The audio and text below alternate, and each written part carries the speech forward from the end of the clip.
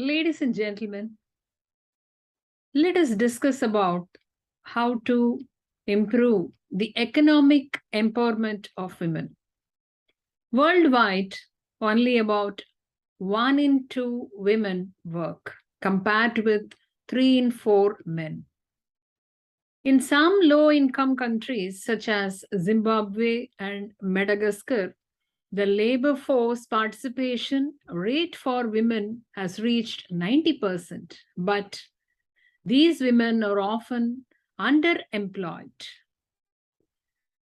The hard economic circumstances often force them to be self-employed or work in small enterprises that are under-regulated and unregistered.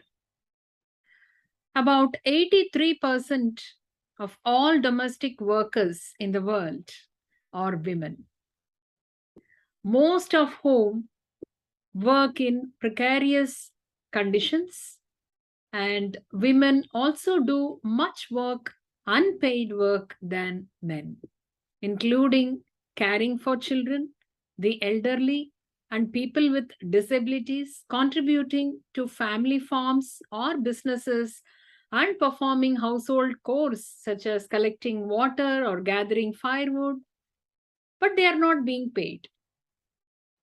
Improving women's livelihoods constitutes basic human rights protection, but could including more women in the labor force also stimulate economic growth, enhance business competitiveness, and improve well-being?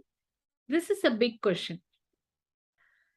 By reducing the gender pay gap and equalizing access to economic opportunities and resources are good for economic, social, and business development.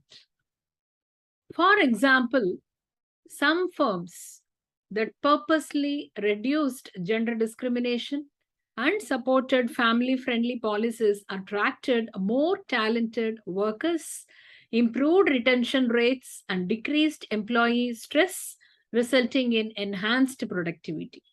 But women face significant barriers to improving their lives, such as fear of victimization and violence, lack of childcare, and legal and informal discrimination. Removing those barriers could help draw women into higher productivity sectors and improve family, community, and national prosperity. Broad-based and gender-specific policies can enable women's economic empowerment, that is, improving women's ability to make decisions and affect outcomes important to themselves and their families. So let us see some of the broad-based policies. Number 1, promote economic growth.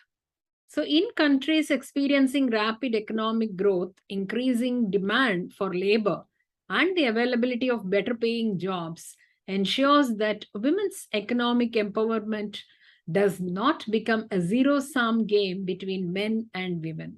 When the economy demands more workers, women will not replace men if more women participate in the labor market.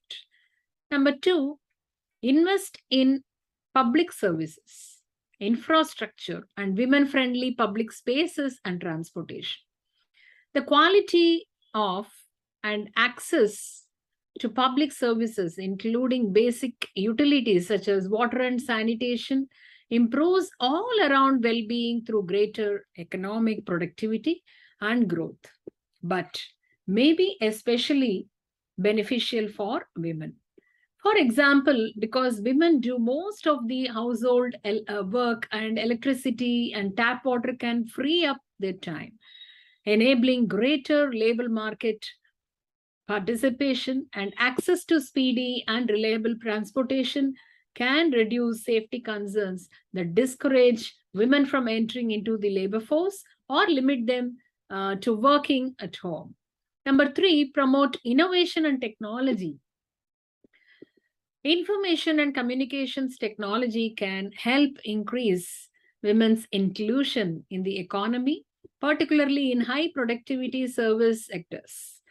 Greater access to information and technology can also stimulate changes in social norms and attitudes toward women's roles in society, potentially improving access to education and political involvement. Then some of the gender specific policies like provide childcare. Evidence suggests that the availability of childcare is strongly associated with the increase in women's labor force, participation, and productivity. Childcare, particularly high quality childcare, is one of the most important enablers of women's economic empowerment and can have a positive impact on children's learning. Next, change laws that limit women's economic independence. Reforming inheritance and family law to lift prohibitions on daughters' legacies and to reduce husbands' power over wives' economic activity can have positive economic effects going beyond the specific outcomes they are intended to address. And then improve or reduce work in the informal sector. Women are concentrated in the informal sector, which includes jobs that are unregulated and insecure, like street vending. Policies designed to move workers from the informal sector to the formal sector can significantly benefit women. There's no doubt about it. Working in the formal economy is more likely to empower women because it is associated more with the control over their own incomes than they would have in informal work. Evidence suggests that strengthening the collective bargaining capacity of women workers in this sector and improving awareness of women's rights is important to ensuring that income levels and working conditions improve in the formal economy. Enacting these policies will not only empower women, but will also benefit their families and communities. So let us all work towards improving the economic empowerment of women. Stay blessed.